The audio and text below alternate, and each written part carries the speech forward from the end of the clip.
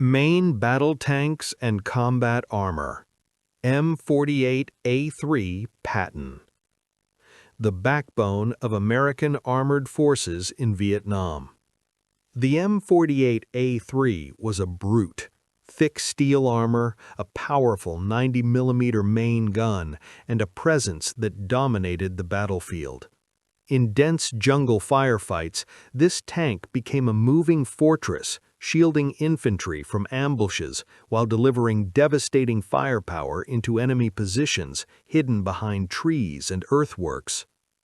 It wasn't fast, it wasn't subtle, but it was reliable, and reliability meant survival. M48A2C, an earlier variant of the Patton, powered by a gasoline engine. While less efficient and more vulnerable to fire than later diesel models, the M48A2C played a crucial role, especially with South Vietnamese forces during the early years of the war. Across rough terrain and poorly developed roads, this tank proved that even older steel still had a place in modern jungle warfare. M67 Zippo. Fear made of metal. The M67 replaced its main gun with a flamethrower, turning the tank into a psychological weapon. Its streams of fire were used to burn through thick vegetation, clear enemy bunkers, and flush out hidden positions that rifles and artillery couldn't reach. When the Zippo rolled forward, the jungle itself seemed to retreat. M551 Sheridan, a tank that broke the rules.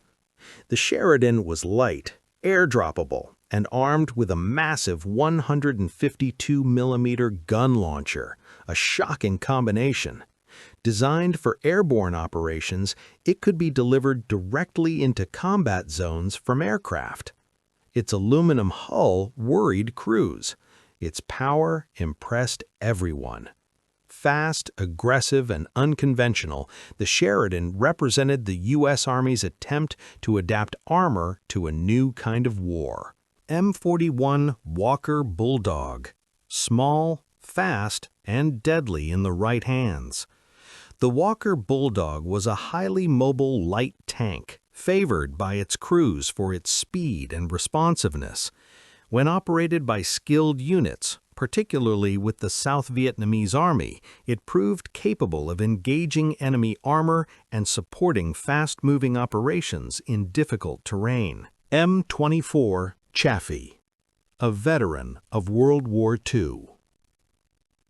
By the time Vietnam began, the M24 was already outdated. It saw limited early use before being phased out in favor of more modern designs. But its presence marked the transition from old-world armored warfare to the harsh realities of jungle combat. M50 Ontos, one of the strangest and most feared vehicles of the war. The Ontos carried 6 recoilless rifles mounted on a small tracked chassis. It looked unusual, almost fragile, but in combat it was devastating. Marine units used it to obliterate enemy positions, especially during intense urban fighting, such as the Battle of Hue. Raw firepower in a compact, terrifying package. M56 Scorpion. Light, exposed, deadly. The M56 Scorpion was an unarmored, self-propelled gun designed for air transport. Despite its vulnerable appearance, its 90mm cannon delivered serious firepower, making it a risky but valuable asset for rapid deployment and direct fire support. And this was only the beginning, because in Vietnam, tanks weren't alone. Behind them came troop carriers, scout vehicles, trucks, artillery platforms, and machines designed for mud, rivers, jungles, and chaos. If tanks were the fists of the battlefield, then armored personnel carriers were its bloodstream. These machines didn't just fight, they carried lives. They moved soldiers through ambush zones, rice paddies, narrow jungle trails, and roads laced with mines.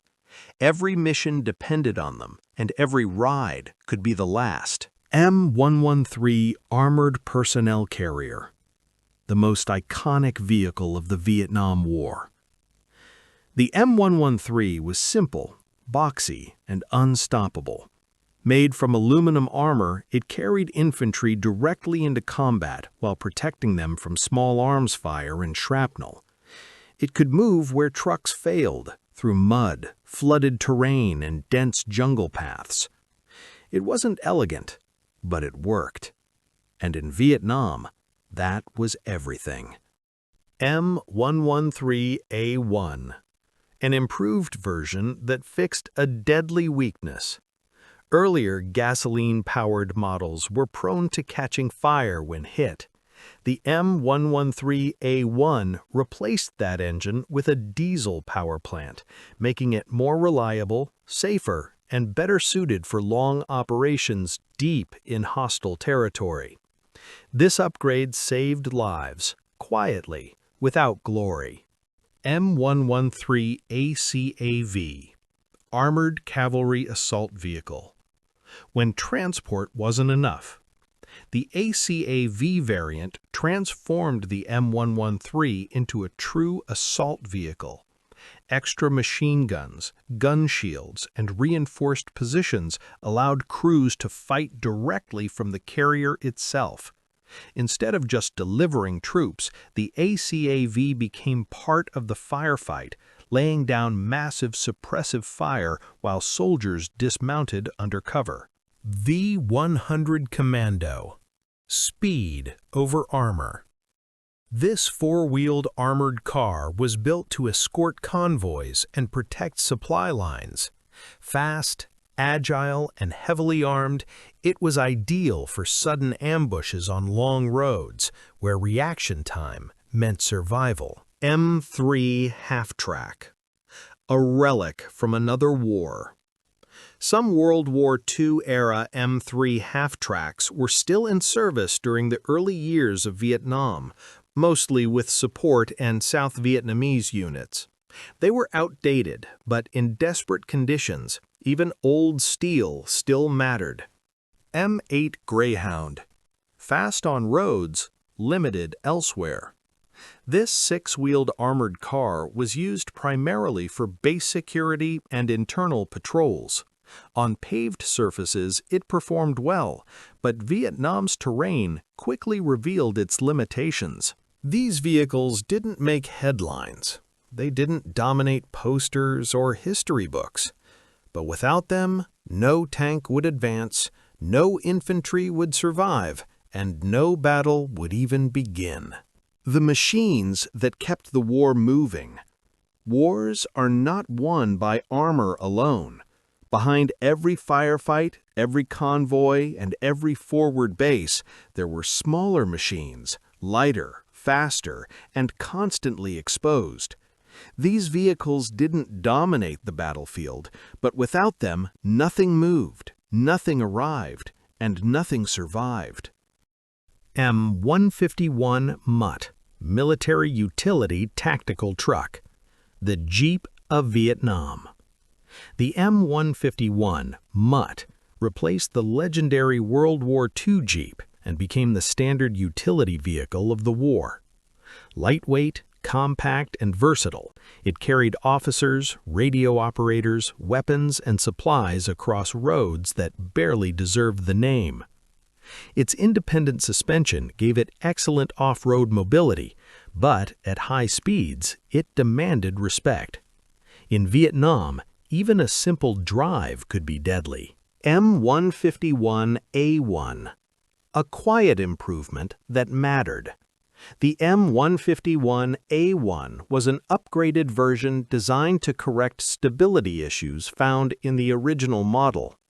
Minor changes to the rear suspension made it safer during sharp turns and rough terrain. It looked almost identical to its predecessor, but in the field, those small changes reduced accidents and saved lives, something no medal ever recorded. M48A1 Jeep. Old steel, still useful.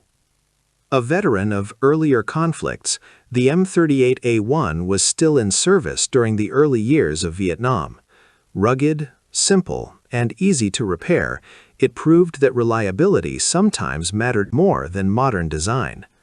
In remote areas where spare parts were scarce, the M48A1 kept going when newer vehicles failed. Mighty Mite. Small, strange, and essential. Built specifically for the Marine Corps, the M422 Mighty Mite was a tiny aluminum Jeep designed to be airlifted by helicopter. It was light enough to move through jungle terrain where larger vehicles couldn't operate.